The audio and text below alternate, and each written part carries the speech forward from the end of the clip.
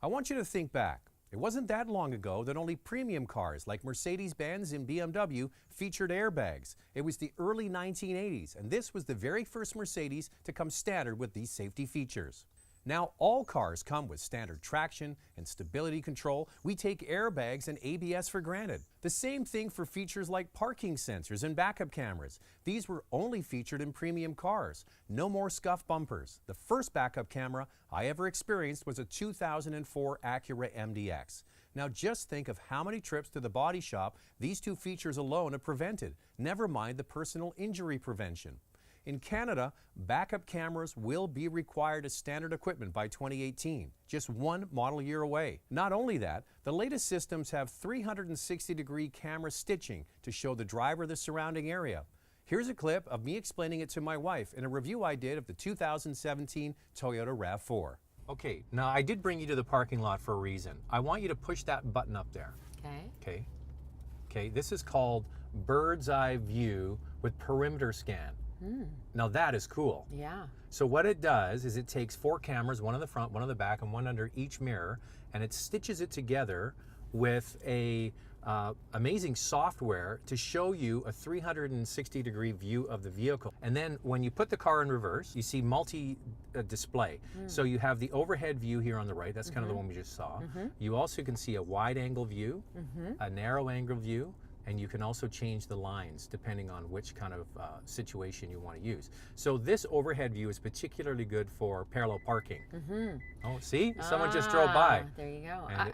That's great to have. It's just another safety feature that we can all use. This is stuff you didn't get in a luxury car even just 5 years ago. Yeah, and so true. And it's in a RAV4. Yeah. Oh, another car went by. It's the same car.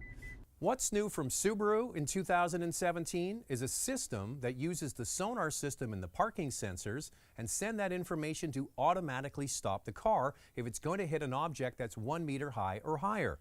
I've tried this system and it works at speeds even up to 15 kilometers an hour. This is a system developed by Subaru, but you can bet this will be introduced in many more cars in the years to come. Just imagine how many times, even when the rear parking assist is beeping, that objects are hit. This will eliminate those repairs. Today, several car companies have vehicles that will find a parking spot and park the car automatically.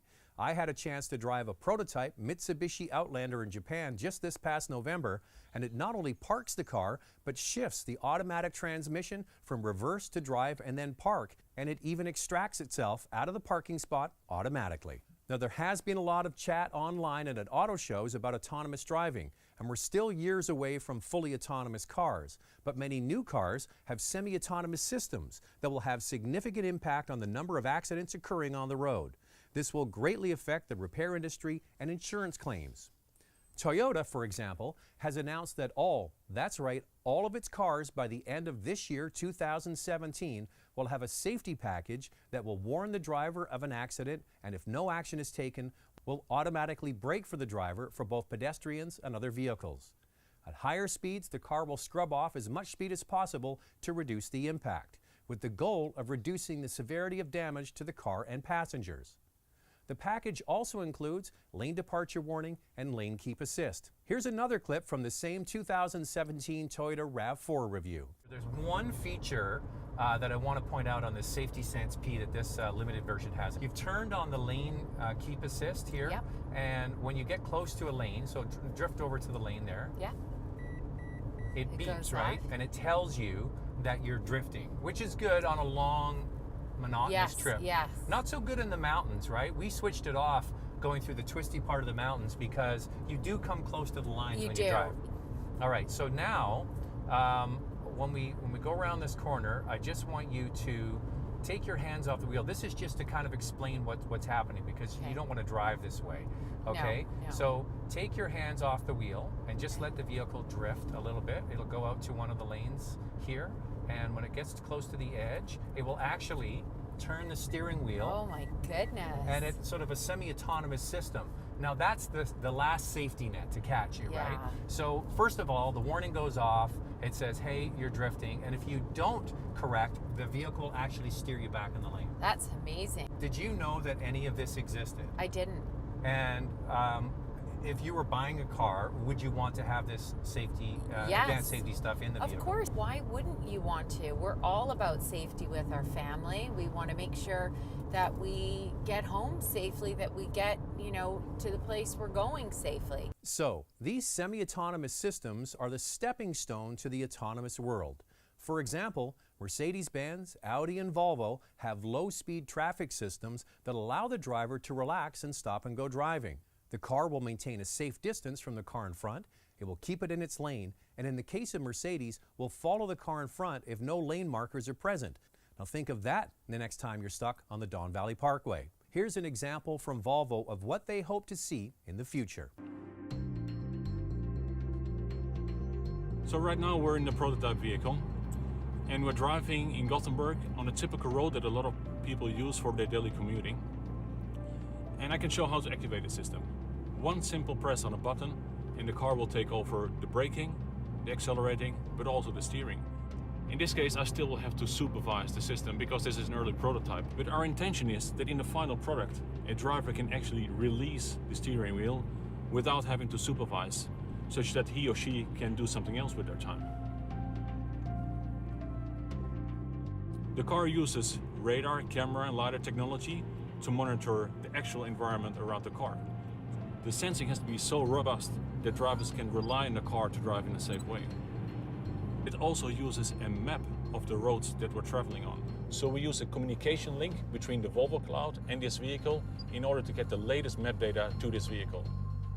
Now at highway speeds, there are several automakers that have some form of automatic steering and distance control, but the driver needs to keep their hands on the wheel. The only company that doesn't require this is Tesla's poorly named Autopilot. This will steer without the driver's hands on the wheel.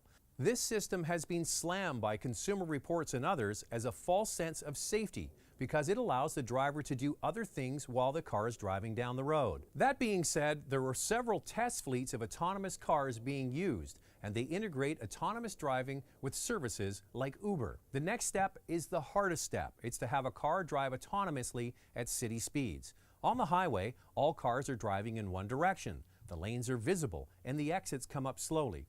Driving in the city is very different.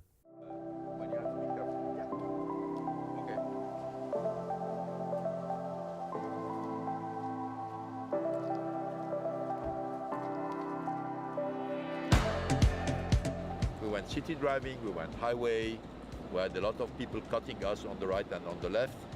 They did very well, so very smooth, very comfortable. It's very relaxing, there is no stress. It makes me feel very confident about this technology and the fact that on the timing where we're going to be putting this technology on the market, we should be very good. This was a complicated driving, city driving, and it went very well, even with this prototype. We were the first one to go for the electric cars, and now everybody jumping on the wagon. We were the first one to announce our commitment to autonomous driving, now everybody jumping on the wagon. So we started at the beginning, we were seeing something that other people did not see. Now that they are seeing it, they want to compete. What's important is not so much the announcement, is really to be the first one on the market. Electric cars today means Nissan. What we would like is the autonomous car to mean Nissan also. But it's going to be crowded, there's going to be a lot of competition, and we want to make sure that we're not the only one only to announce it first, but to put it on the market first.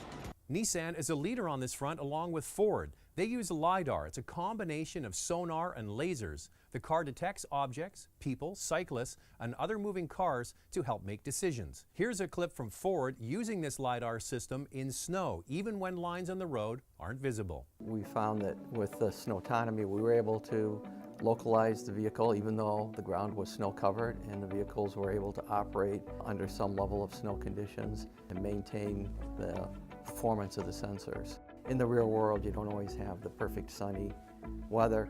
So we feel it's important to test in weather like snow, and not only to do the testing to understand how the system performs and how we can improve it, but also to let the public know we are looking at these conditions and we're looking at how to make our systems robust to these kind of weather conditions.